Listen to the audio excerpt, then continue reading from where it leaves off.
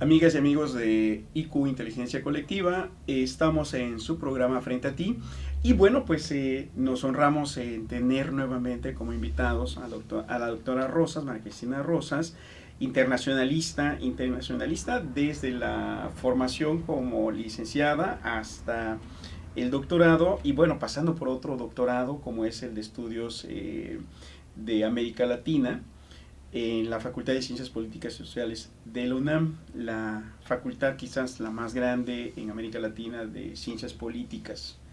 Y 31 años de profesora, ha visto ahí la doctora Rosas a muchas generaciones, algunas de ellas ya en un papel protagónico, la autoridad federal o estatal o las municipales. Bien, pues doctora, muchísimas gracias por estar nuevamente con nosotros aquí en IQ, Inteligencia Colectiva. Doctor Rioja, pues muchas bienvenido gracias. Nuevamente. Qué bueno muchísimas y además este privilegio de que haya usted invitado a la doctora Rosas para estar en la universidad primero y aquí en este programa que nos permite compartir con nuestra audiencia, con una ciudadanía pues diversa, así como terminamos en el programa anterior, una audiencia que proviene, se dice en estadística, doctora, que hay en Quintana Roo 110 nacionalidades que tienen ya una ciudadanía quintanarroense. Bien. Están representados todos los estados, de una u otra forma en todos los municipios del estado, y de las etnias mexicanas, igual que en la Ciudad de México, están representadas las 68 de las que se tiene conocimiento. Y bueno, pues entonces por esa diversidad cultural, creo que este programa se honra ampliamente para tratar un tema que tiene que ver precisamente con ese poder suave de los medios de comunicación, de países como Estados Unidos, que tiene una caja de transmisión que no solamente es la televisión, sino un espacio gigante que es Hollywood, del que hemos hablado ya desde hace prácticamente un siglo. Si bien estoy recordando ese tema, un Hollywood que además tuvo una trascendencia en México durante la Segunda Guerra Mundial, porque los estudios pareciera que se hubieran trasladado parcialmente a Durango, en México. Bueno, un producto de Hollywood, para entrar en materia, es precisamente esta serie que posiblemente haya trascendido los estándares de los analistas, de los estudiosos de las series de televisión, que ahora que están tan de moda a través de pues esos emporios como Netflix. Que bueno, ha trascendido los 30 años, 3 décadas de ver a los Simpsons. Hay ya generaciones Simpsons, yo creo, sí, que han estado pues pendientes de esta creación que va de la sátira a, yo creo, incluso al análisis político en algunas de las versiones que se han pues manifestado como planetarias, como versiones que han trascendido generaciones y países y de los que se sigue hablando. Es un producto de Hollywood y bueno, esto de poder suave creo que merece una explicación, doctora. Y muchas gracias por estar aquí nuevamente con nosotros frente a ti. Muchas gracias por la invitación. Poder suave. Bueno, yo he estudiado por mucho tiempo, he trabajado, he escrito diversos textos sobre el poder en las relaciones internacionales. El poder, a grandes rasgos, es la capacidad que tiene un ente, puede ser un Estado, puede ser un organismo internacional, o también en nuestra vida cotidiana podemos ser nosotros, ¿sí? La capacidad con la que contamos para lograr que otros hagan lo que nosotros queremos. Ahora, el poder se puede ejercer de muchas maneras.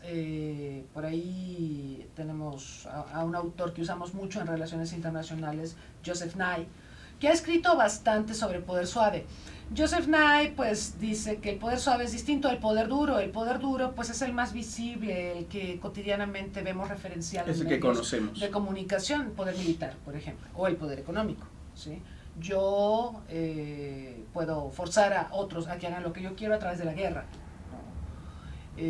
o a través de presiones económicas, sanciones, en fin.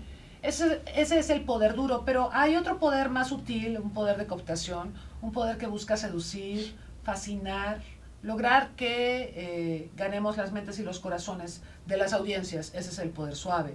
Y el poder suave pues asume muchas aristas. Puede ser la cultura, por supuesto, que es motivo de este texto sobre los Simpson, pero también puede ser la diplomacia, la persuasión política. En el mundo de hoy pues sería muy difícil buscar que otros hagan lo que queremos únicamente usando el poder duro. El poder duro desgasta, el poder duro tiene un costo político para quien lo ejerce, por supuesto. Y el poder suave puede resultar hasta más barato y puede seguramente producir los mismos o hasta mejores resultados, ¿sí? En el caso de Estados Unidos, pues yo analizo desde hace tiempo lo que es su política exterior y lo que es el poder suave en términos de cooptar, de convencer a las audiencias internacionales para fines de política exterior. Es decir, a través del poder suave un país puede lograr que otros concedan, hagan lo que el emisor desea. Estados Unidos pues tiene como bien se marcaba hace un momento, tiene una entidad de larga data que prácticamente muchos la consideran como el mejor departamento de comunicación social del Departamento de Estado, que es Hollywood. Sí. Y Hollywood tiene una larga historia, es un conglomerado de grandes empresas, Warner Brothers, Fox, Sony, en fin, Columbia. Empresas que a través de sus productos, que pueden ser películas, series de televisión, videojuegos, etcétera, proyectan al mundo una serie de valores, una serie de mecanismos, pautas de conducta, estilos de vida que el mundo consume y que ayudan a Estados Unidos en la consecución de sus objetivos instrumentales particulares. Yo analizo el caso de Los Simpson porque, como bien se señalaba, pues es la serie más longeva en la historia de la televisión. Aparece por primera vez como cortos animados en 1987, el show de Tracy Ullman. En 1989 se convierte en una serie autónoma de la Fox, cuando la Fox estaba naciendo como cadena de paga en televisión y estaba necesitada de contenidos. Y entonces el señor Matt Groening y el señor James Brooks, productor, llegaron a ofrecerle a la Fox este producto. Y lograron de la Fox algo que es muy difícil lograr, que prácticamente nadie ha logrado fuera de Los Simpson, que es total libertad creativa. La Fox lo aceptó porque estaba urgida de contenidos. Entonces quería ofrecer contenidos, pues para que la cadena se consumiera, ¿no? Y además, otra cosa importante es el tema del mercado de audiencias, los nichos de mercado. Cuando Los Simpson vieron la luz en Estados Unidos, la única oferta televisiva en horario prime time, que es donde aparecen Los Simpson, era el show de Bill Cosby. El show de Bill Cosby pues estaba destinado a un nicho de mercado de 18 a 49 años y no había ninguna otra cosa que los estadounidenses pudieran ver. Además, el show de Bill Cosby, bueno, lo ves una vez y dices, ay, qué simpático. Lo ves otra vez y dices, ay, otra vez. Y terminas fastidiado, ¿no? Ahora Bill Cosby, por cierto, está acusado de acoso sexual y se va a ir a la cárcel. Pero independientemente de eso, Los Simpson entran como oferta televisiva en ese horario y causan pues una verdadera conmoción, una revolución en la televisión. Y se convirtieron en la marca emblema de la Fox. De hecho, hoy la Fox Latinoamérica y Fox a nivel mundial, la sexta parte de su programación son Los Simpson. O sea, es la programación emblema de la cadena.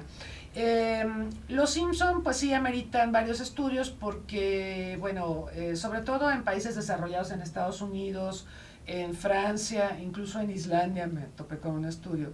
Hay especialistas académicos en medios y en diversas materias que pueden ser desde la teología, la economía, la política, que estudian a Los Simpson. Hay cursos en las universidades destinados a estudiar a Los Simpson.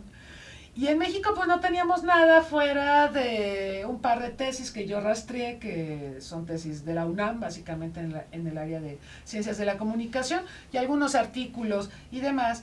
Pero bueno, Los Simpsons son muy importantes también para México porque esta serie fue traída de la mano de Televisa y después cuando la vieron los ejecutivos de Televisa, dijeron que era una serie grotesca que no se podía transmitir por Canal 5, entonces cancelaron el contrato con la Fox y fue Imevisión, que en ese tiempo estaba en proceso de privatización, la que compró los derechos y gracias a eso pudo llevar a cabo una privatización bastante atractiva. ¿Esto fue en qué año, doctora? Estamos hablando de 90-91. Sí, fue cuando Salinas Pliego, porque Imevisión se licitó varias veces y nadie la quería, porque su programación apestaba, de verdad, nadie la quería. Veíamos Los Años Maravillosos y creo que el Super Bowl es lo único que veíamos en Imevisión, pero una oferta televisiva que pudiera competir con Televisa no la tenía. Cuando compran los derechos de Los Simpsons, la gente empieza a ver Imevisión, se vuelve una cadena muy atractiva y entonces la compra. El mismo fenómeno que con Fox en el caso americano. Exacto. Es coincidente ese tema y bueno, fascinante. Interesante para efectos del conocimiento sobre medios, grandes medios de comunicación. Grandes medios. Porque, bueno, suponemos todavía que gran parte del éxito de las cadenas televisivas en México tuvieron pues ese crecimiento por las telenovelas y por el fútbol.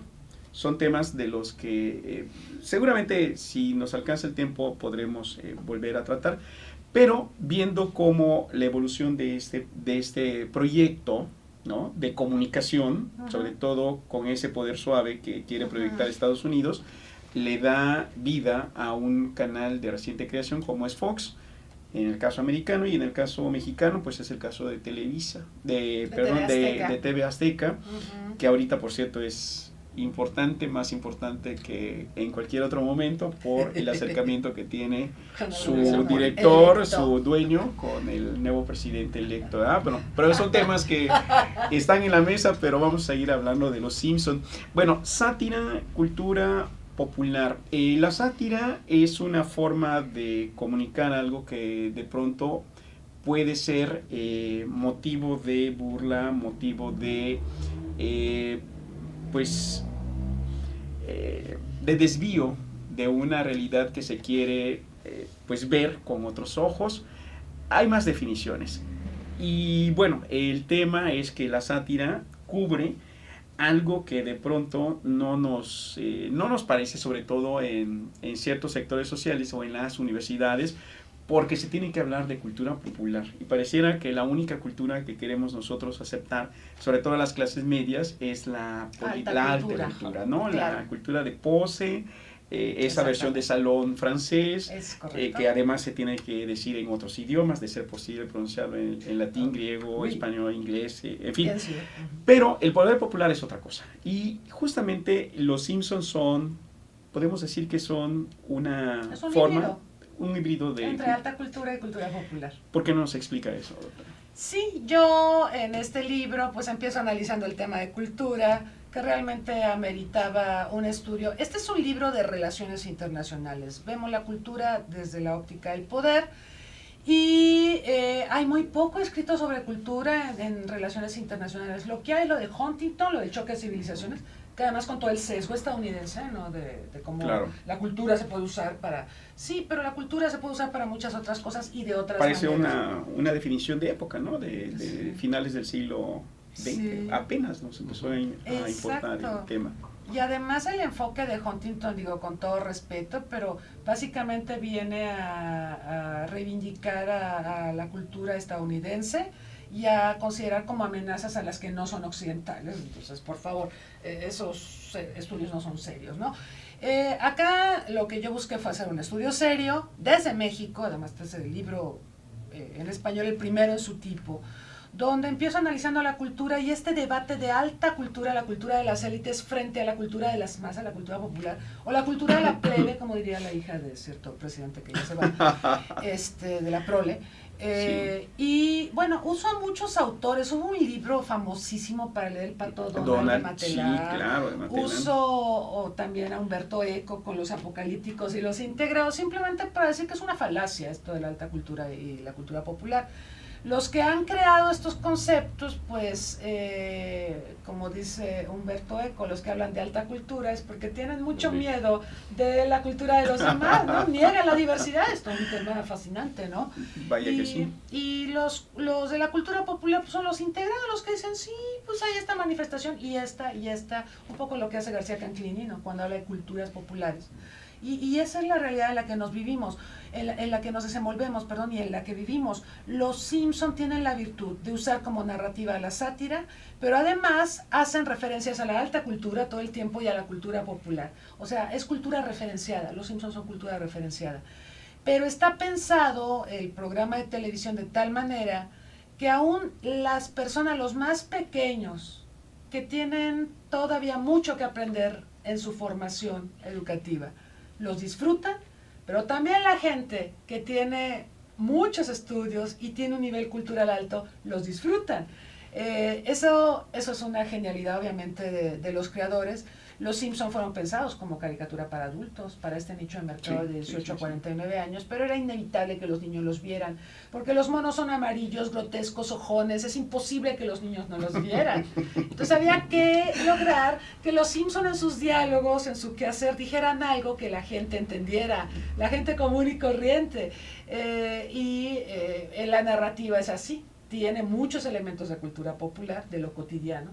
Los Simpsons se basan en nuestra cotidianidad para contar sus historias, pero hay mucha cultura referencial.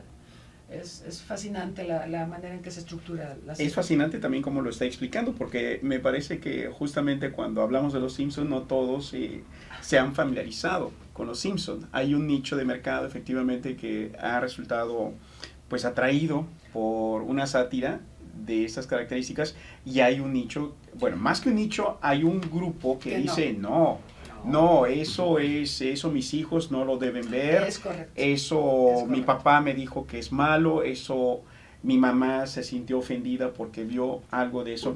¿Por qué no nos comenta algo de eso, doctor Johan? ¿Qué tanto sabemos de los Simpson en la Universidad de Quintana Roo y con nuestros estudiantes? Por ejemplo, una opinión, no es un estudio de fondo. Bueno, me parece que esta obra también, a partir que es escrita desde las relaciones internacionales, hay que verlo desde el punto de vista sociológico, es decir, como un fenómeno, claro. O sea, la sociología como ese campo de conocimiento que va a estudiar los fenómenos sociales, sobre todo parte de la ideología. Yo me iría a esos términos, es decir, cómo llegar a las masas. Es decir, si no es a través de la ideología y de la ideología dominante, como un medio diferente de control, de hacer que la gente haga lo que yo quiero sin forzarlo. Es decir, hay diferentes medios del poder y este es uno. Entonces, toda la industria fílmica, toda la industria televisiva, la industria que viene acompañada con comerciales y demás, tiene un fin fundamental, es influenciar, ¿verdad?, a las mentes de las audiencias y tener cierto tipo de, digamos, de impactos, ¿no? Pero va acompañada con todo el fondo comercial, es decir, eso también no tenemos que perderlo de vista. Ahora, sí. Los muchachos, ¿cómo contemplan a los Simpson? Bueno, hay diferentes experiencias, sobre todo, bueno, en la Universidad de Quintana Roo, como sabemos, vienen de diferentes procesos de socialización. Viene gente de Zona Maya, viene gente de Cancún, bueno, cuando hablamos del estado, viene, bueno, personas que vienen de otros estados que también entran aquí. Entonces, también ahí tenemos diversidad cultural en términos de formación, de influencias, ¿verdad? Lugares donde pues no siempre van a ser del gusto o de la preferencia de. Claro. Sin embargo, la medida en que también estos procesos de globalización y de las influencias dominantes de la cultura, y sobre todo la cultura occidental, particularmente de la cultura o de los rasgos culturales, no sé, porque bueno, hay que también tomar con reserva, cuando se dice que en Estados Unidos pues es un país que no tiene propiamente cultura, ¿verdad? Sí, esa cuestión es muy bien, eso es muy interesante. Es interesante frente a países como México, que tiene rasgos culturales diversos, ricos, profundos, con una historia milenaria y demás. Bueno, habría que ver también el término de, digamos, de cultura, pero lo que sí es importante son estas influencias en una especie de fusión, ¿no? De valores, de símbolos, de ideas, ¿no? Y que están dando como resultado nuevas formas culturales, tipo García Canclín, y yo concuerdo con sus tesis en ese sentido.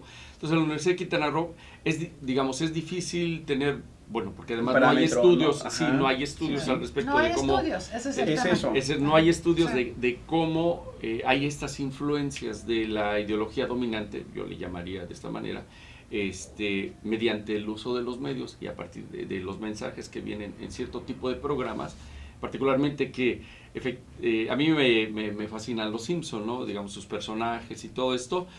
Sin embargo, tampoco soy muy asiduo a estas cuestiones, ¿no? No tanto por que no me gusten, sino porque, bueno, como que tengo otros hobbies, otras ocupaciones y demás, y entonces la tele sí, a veces, entonces tengo que leer más y demás. Pero desde el punto de vista sociológico es un trabajo, y de las relaciones internacionales, muy bien logrado, es decir, cómo es percibido, qué influencia tienen las nuevas generaciones. Yo creo que esa es una cuestión muy importante, ¿no? Y de cómo precisamente el papel hegemónico de Estados Unidos, o sea, pretende mantenerse mediante esa, digamos, esa guía de patrones culturales, ¿no? Sí, la imaginación además, en la visualización que tienen. Bueno, hay que aclarar una parte. Yo creo que las nuevas generaciones ahora son muy visuales, pero en el momento en que los Simpson son creados, no necesariamente había esa tendencia. Estamos muy apegados a la televisión. Así es. Podríamos decir que es un producto de Hollywood adaptado en su origen a la televisión. Y en su momento. Y en su momento, ¿no? Sí, en ese contexto. Así es, eso es. Y quizás se formuló como una idea de que duraría 1 año, 2 años, 3 años, pero 30 años ya es una historia en la que sí, efectivamente, nos empezamos a centrar y empezamos a ver ese tema de las generaciones que tenemos en la universidad y que pueden opinar o no. Me ha correspondido escuchar algunos comentarios favorables, casi siempre toman a los Simpson como una referencia buena, favorable, o como lo dijo uno de ellos. Sí, y entonces eso empieza a generarte una especie de reflexión que dices, bueno, no me hablan de los autores, no me hablan de los teóricos, me hablan de los Simpson. Exacto. Claro. Y entonces, pues eso nos hace ver el poder de la cultura, el poder de la comunicación, Exacto. de una hegemonía tan importante, sobre todo para nosotros que somos los vecinos de Estados Unidos, pero sobre todo en las universidades. Y es allí a donde, si podemos, doctora, ¿cómo podríamos ir interpretando este papel de las universidades cuando estudian a los Simpson? Usted particularmente lo hizo tomando en consideración que ya hay otros estudios en el mundo y el impacto que tienen. ¿Cuál será el impacto de los Simpsons si lo tuviéramos que ver, por ejemplo, en esas personas que dicen, no, los Simpsons no son referencia, me siento mal al verlos, me molesta, me cae mal una de las personas que ahí aparecen, uno de los hijos? ¿Cómo lo tomará el Papa? ¿Cómo lo tomará un integrante de un partido político que se ve reflejado ahí, aquí en México? Bueno, ¿cómo será? En la sátira, hagamos sátira de esta respuesta. Es que estaba recordando ahora cuando dijo lo del Papa. Cuando cumplieron 25 años, el Vaticano los felicitó a los Simpsons. 25 años, entonces son del agrado del Vaticano, a pesar de que hay mucha sorna contra los católicos. Claro, la serie. claro. Todo Sí, mundo, eso llama mucho la atención. Eso es fascinante. Lo que pasa, y yo atribuiría el éxito y la longevidad de la serie al hecho de que se nutran de lo cotidiano. O sea, es como, los Simpsons son una parodia de la familia nuclear estadounidense de los años 50, 60, que ya no existe. Ya no hay familias con papá, mamá, hijitos y mascotas, ya hay familias monoparentales, familias homosexuales, familias donde solo hay mamá, familias donde solo hay papá, o donde no hay padres, también hay familias sin padres, ¿no? Sí. Es una familia nuclear, es distinta, porque en este libro también analizo la comparación que muchos hacemos siempre con la familia burrón, ¿sí? Es distinta a la familia extendida mexicana, porque la familia mexicana, incluso según estudios del INEGI, cada vez es más extendida en zonas urbanas. O sea, en una misma vivienda tenemos a mamá, papá, hijitos, sobrinos, la abuela, el hijo del vecino, porque el vecino es un borracho y no se hace cargo de él, como Foforito en los burrón, ¿no? Sí. Hijo de un borrachín y Barola lo toma y lo cuida. Y también está el gato y el perro. Exacto, entonces la son familias diferentes. Fundamental. Son familias diferentes. En Los Simpson, por ejemplo, la mamá se fue a armar la revolución y abandonó a Homero siendo bebé. Al papá lo mandaron al asilo. O sea, eso no pasa en México, ¿no? Pero, o sea, lo que es interesante es que aun cuando estamos hablando de familias distintas, porque la realidad es que las familias mexicanas y las familias en distintas localidades del mundo son diferentes, lo cierto es que las historias tratan sobre lo cotidiano, la escuela, la política, la corrupción, la tiendita a la que vamos a hacer la compra, la participación política,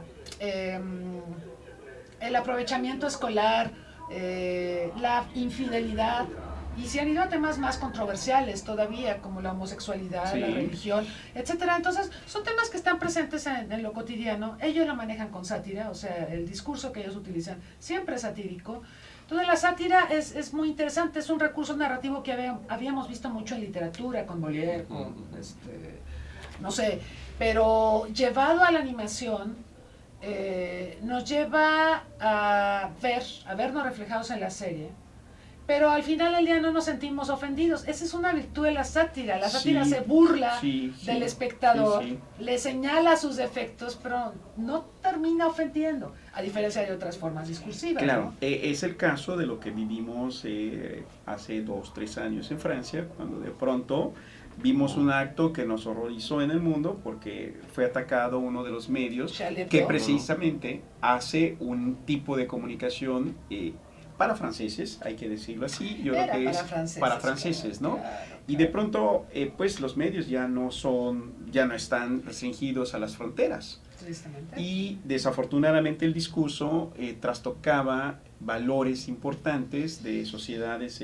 afines a la religión, a las religiones, y de pronto eso se convirtió en una masacre, efectivamente, fue un hecho sangriento, en donde otra vez hablamos de estas formas de comunicación, pero que en ese caso eran solamente para franceses, no como esta serie de Los Simpson, que pues tampoco creo que se haya... Los Simpsons se solidarizaron con Francia, Je suis Charlie. Ajá. Bueno, todo eso está incluido en el libro. Aquí está lo Maggie. Podemos ver.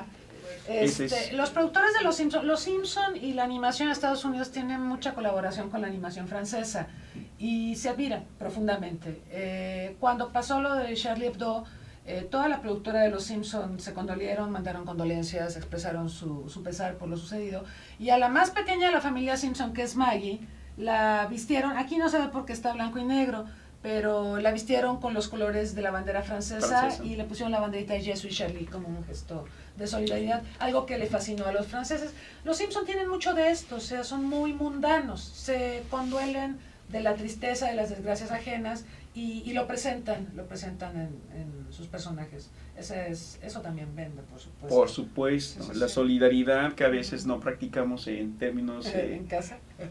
Sí, los domésticos, efectivamente, cuando se ve traducido en una serie como esta, pues eso vende, y vende muy bien a sociedades, sobre todo estas sociedades que hoy están caracterizadas, o desde hace unos 20, 30 años se caracterizan por un excesivo egocentrismo, un individualismo que de pronto ha carcomido instituciones como la familia, o como ese trabajo de equipo que se veía reflejado en las oficinas, en las empresas, bueno, hasta en las universidades. No vamos a dejar de mencionar a nuestras universidades, que son nuestros centros de trabajo y quizás parte de nuestra vida cotidiana, y allí también vemos este reflejo. Pero solidaridad es una palabra que no solamente refiere a programas de gobierno, también es un valor fundamental que se refleja, y los Simpson lo han sabido hacer muy bien. Yo creo que se puede decir, la palabra no me gusta, pero hagamos un esfuerzo por ver si lo que estamos viendo aquí con los Simpson y esa manera de comunicarle al mundo, ahora sí que literalmente al mundo, no solamente a Estados Unidos, es un tema de sentido común. ¿Qué es? ¿Cultura popular? Sí, pareciera que la cultura popular es importante, como se entiende en la parte americana, pero ¿qué tanto podemos decir que sea cultura popular para todo el mundo? ¿O es una transmisión de la cultura popular americana para todo el mundo? Es poder suave. Eso es algo que de pronto tiene que ver con esa palabra que también está de moda hace 25 años, el éxito. El éxito de los Simpsons. Los Simpson, bueno, son la serie más longeva, 30 años en televisión, es una serie muy cara, es muy caro producir los episodios de Los Simpson. La franquicia Simpson tiene un valor de 13,000 millones de dólares. Para ponerlo en contexto, equivale al presupuesto de 10 años de la Secretaría de Cultura de México. Esa es la franquicia Simpson. Y cada episodio, cada temporada consta de 22 episodios. Cada episodio cuesta 5 millones de dólares y toma un año hacer cada episodio. ¿Por qué se invierte tanto tiempo? Porque es una serie muy cuidada que genera muchas utilidades. Es una serie consumida en buena parte de las lenguas que existen en el mundo, sea a través del doblaje o sea subtitulada. El tema del doblaje es fascinante porque yo lo incluyo en un capítulo que se llama Los Simpson en México y veo cómo a través del doblaje logramos que los Simpson sean adaptados a las audiencias y sean un poco tropicalizados. ¿Sí? Digo, Homero Simpson en español jamás, bueno, Humberto Vélez, que es quien hizo el prólogo de este libro. En inglés, Homero Simpson jamás dice, anda la osa o me quiero volver chango. Esas son expresiones de Humberto a la hora de hacer el doblaje, precisamente para hacerlo entendible, porque lo que dice Homero en inglés no se entiende, si lo traducimos literal del inglés, claro, no se entiende. Entonces, esa tropicalización que ha hecho del doblaje mexicano presencia de México en América Latina y el Caribe, porque todas las series durante mucho tiempo han sido traducidas, dobladas en México para América Latina y el Caribe, películas también, y no solo de Estados Unidos.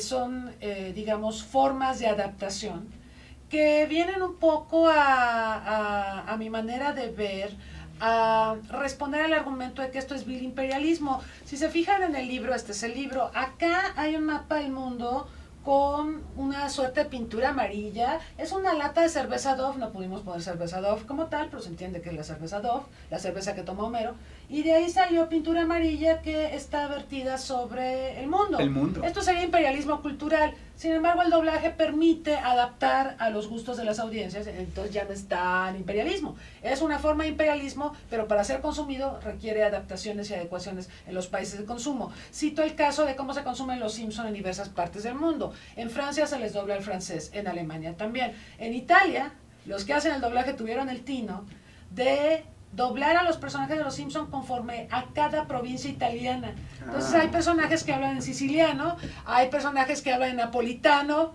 y así pues se convierten en parte de la cultura del país receptor. O sea, esa es la maravilla también de una serie tan longeva, que se ha buscado, que permee, que sea consumida, que sea del gusto de las audiencias, y se ha encontrado una mercadotecnia muy, muy astuta que incluye al doblaje como una parte fundamental del proceso. Doctora, pues yo creo que esta ha sido una cátedra a través de IQ Inteligencia Colectiva, y frente a ti está pues en un trabajo de comunicación de lujo, y creo que los Simpson no son tema menor. Efectivamente, no solamente la cátedra, el análisis, desde diferentes perspectivas, no solamente es el periodismo, es la sociología, la filosofía, me atrevo a aprender la psicología, las relaciones internacionales, bueno, hasta la lingüística, claro, por lo que acaba de decir respecto a Italia. Y bueno, pues yo creo que estoy no solamente satisfecho, sino que muy halagado de que hayamos podido conversar de esos temas que son tan importantes. Me parece que la cultura es un bien de cualquier nación, de todas las naciones, pero también es un valor estratégico que las naciones no han sabido tratar suficientemente, y es algo que a nosotros nos debe importar en las universidades. Estamos, eso de la globalización siempre me parece que me genera un poquito de desconfianza cuando el tema cultural no está presente. Pareciera que estamos en una cultura única, y eso no es cierto. Eso es quitarnos la identidad que nos caracteriza. Bien, pues les agradezco a ambos, verdaderamente, doctor Rioja, doctora Rosas, este privilegio. Espero que se repita. Ojalá que podamos estar otra vez, y sobre todo invitados de IQ, Inteligencia Colectiva, que nos ha brindado su espacio, nos ha brindado su tiempo, y sobre todo este privilegio de poder comunicar con su audiencia estos temas que para Quintana Roo son fundamentales. La política exterior hace unos días, y el caso de los Simpson, que, insisto, es una charla de lujo. Muchísimas gracias. Gracias. Y pues esperemos que nos veamos muy pronto, volviendo a hablar de relaciones internacionales, de cultura, de poder suave, de sátira y de todo eso que rodea a figuras emblemáticos de una época, como son los Simpson. Bueno, a nuestra audiencia, muchas gracias y verdaderamente un placer estar con ustedes aquí comunicando, informando y sobre todo hablando de temas que nos generan conocimiento, educación y sobre todo cohesión. Esa parte es importante y la cultura tiene mucho que ver en esto. Muchísimas gracias y pues nos vemos en un próximo programa Frente a Ti.